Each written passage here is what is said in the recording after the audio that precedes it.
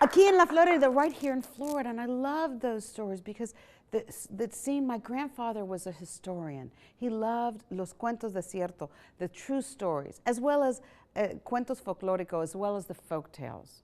Because cuentos, our stories tell us de dónde venimos, where we come from, dónde estamos ahora, where we are right now, y dónde queremos ir, and where we hope to go.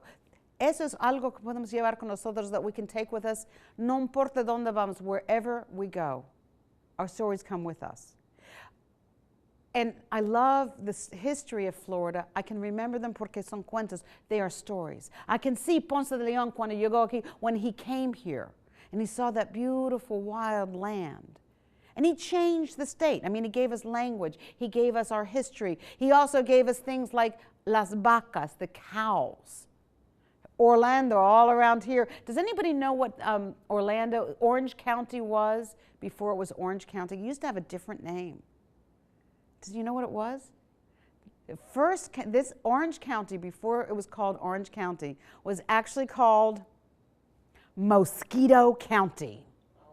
I guess they decided it wasn't really good for tourism or something. I don't know. No, it's true. And they changed it when we were gaining our state in the 1840s. It changed the name not long after we became a state. But it was originally Mosquito County because it was all cattle country. And those mosquitoes were so fierce que podían matar a las vacas. They could actually kill, and did, the cows, the cattle. They were huge, and the swarms of them. You think it's bad now? This is when we spray them and such. The mosquitoes were, that's why it was called Mosquito County. Not good for tourism so much. But the cows were plentiful. And even though they would dig bull holes, they would call in the ground, trying to get away from the mosquitoes. Pero las vacas venían aquí con los españoles. The cows first came here with the Spanish. Ponce de Leon on his second trip, not that first one in 1513, but el segundo, the second one, 1521 and 1521, he came back again. He came up the other side. The first time he came here on the east coast to St. Augustine, and then made it all the way down to Biscayne Bay, all the way down the east coast. The next time he came up the west coast. And he wasn't quite as fortunate that time. He brought las vacas, cows, caballos, horses, making us the first cowboy state. Long before those Texas Longhorns, we had those Andalusian cows right here. I have two brothers in Texas. I like to remind them, lo tenemos aquí primero. We had them here first. But those, he didn't do, and they also brought wild pigs and wild hogs, which are still tearing up parts of our state. That's another thing. Some of it wasn't so good. But that's what changed, especially like right here in Orange County. All of those cows stayed here, and that was that was the main business, was cattle, until about the mid 1840s, when somebody noticed there's another thing you could plant: oranges, citrus. And they didn't have to round them up, and didn't have to go through all the scrub and everything else. But there are still cracker cowboys to this day, and you know how they got their name here?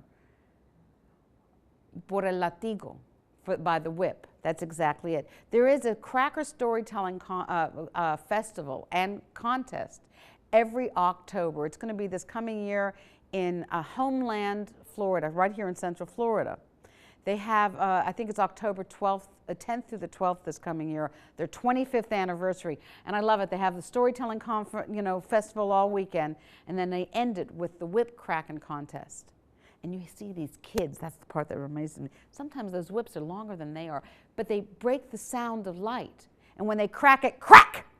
It gets the attention. Not that they would hit the cows, but el sonido, the sound of it, was enough to wake anybody up. It's really, they actually break the sound barrier. That's why they have those whips. So our cracker cowboys, which by the way means something different aquí en la Florida, here in Florida, because cracker cowboys have been of every single race.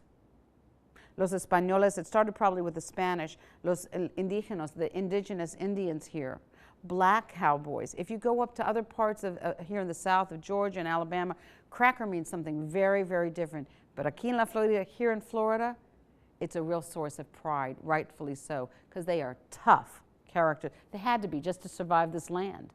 You had mosquitoes that could kill cattle. Anybody here that settled, they had to be tough. And they were.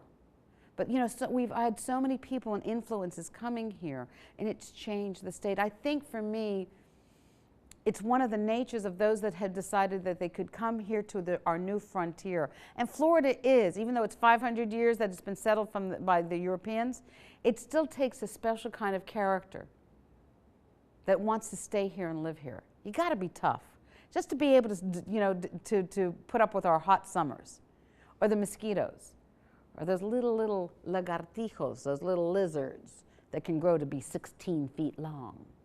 You know, it's wild country, and it still is. As I'm traveling up and down through the state, I see a lot of that. And so that same spirit, I think, is something that's very much alive, that brings us together. Because we've lived here under so many different flags. And we've lived here under, okay, the Spanish flag. When Ponce de Leon came, that was the first European flag here in you know, 500 years ago. Then we've lived under the French flag. And then the British flag. Oh, I did mention Spain? Because we did that more than once, at least twice. And then, and I think that's one, I love why sometimes it got traded back off. And then, of course, the United States. And then, do you know what the other flag was?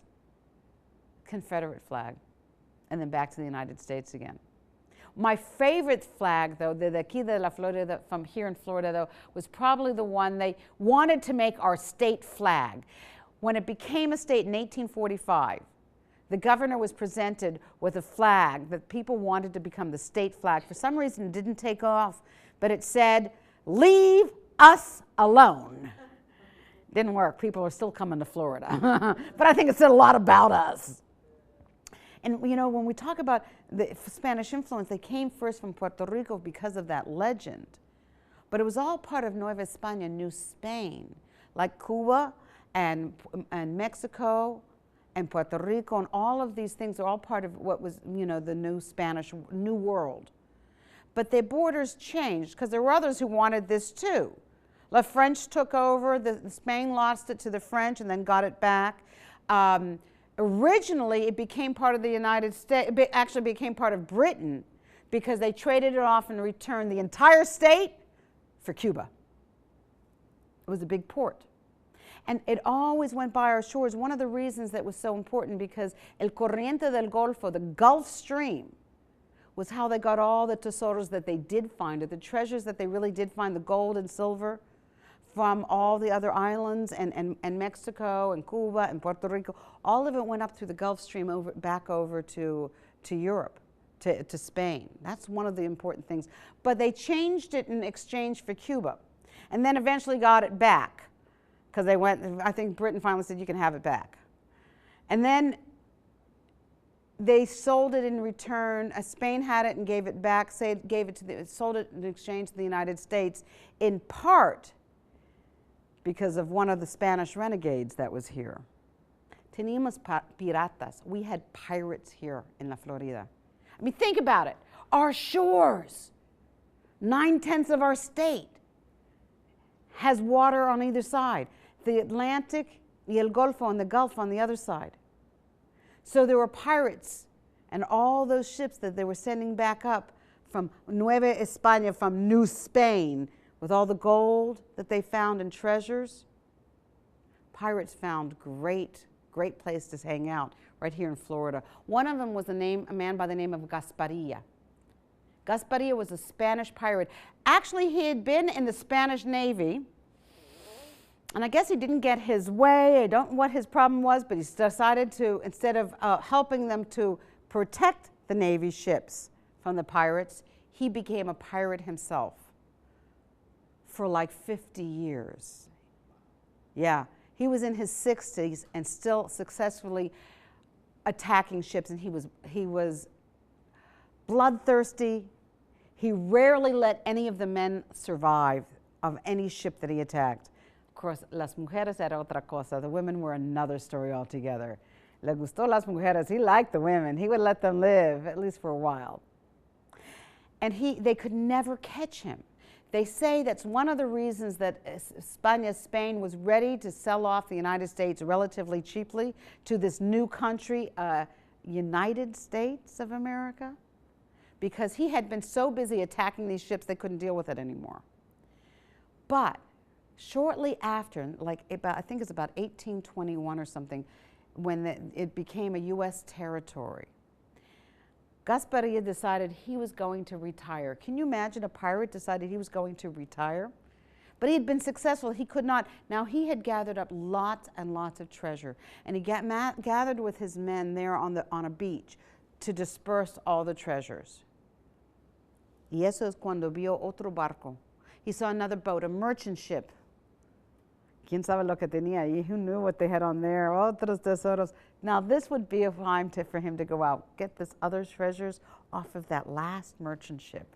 Uno más, just one more, and go out flying. So he left all the treasures along some of the boats with his most trusted men, and he went out to get uno más, just one more.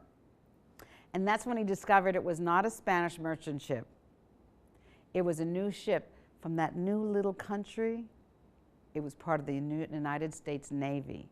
And as soon as he got close, he saw that they had, cannons, and they started attacking him, and his ship went down.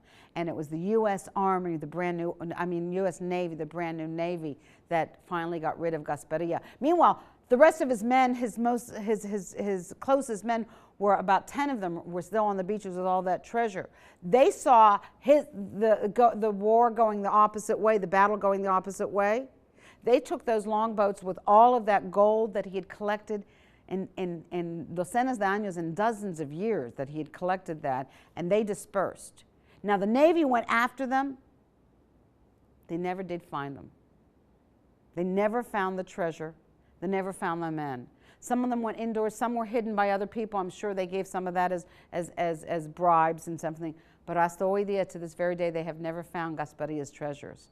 And I always wondered what beaches it might be buried in, because they used to do that. ¿Quién sabe? Who knows? So when you're walking along our Florida beaches sometime with those little metal detectors, nunca se sabe, maybe, you never know. Ponce de Leon was right. There might be hidden treasures right here on our land as well.